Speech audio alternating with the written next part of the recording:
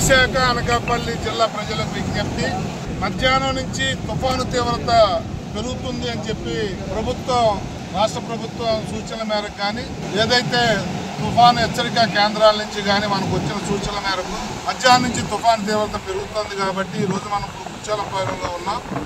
మీ అందరినీ కోరేది ఒకటే, ఈ జిల్లా ప్రజలు, 2 జిల్లాలు అనకాపల్లి విశాఖ జిల్లా మధ్యాహ్నం నుంచి ఎవ్వరూ బయటకు రావద్దండి, ఎవరు కూడా వెహికల్స్ తీసుకురావద్దండి. గాలుల వల్ల చెట్లు పడతాయండి.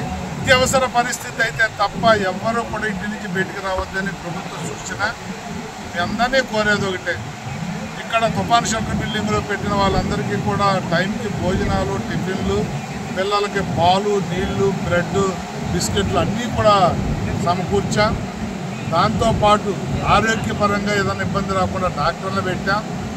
పవర్ ప్రాబ్లం రాకుండా ఎలక్ట్రిసిటీ ఎంప్లాయీస్ని అలర్ట్ చేశాం.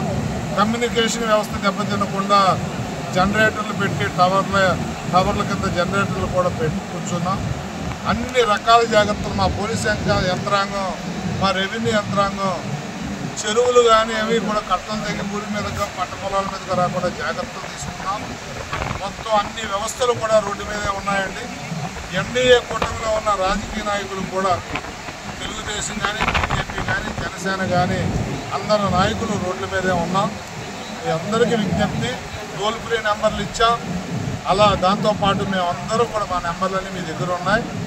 ఏ చిన్న అవసరం వచ్చినా మీరు మాకు ఫోన్ చేయండి.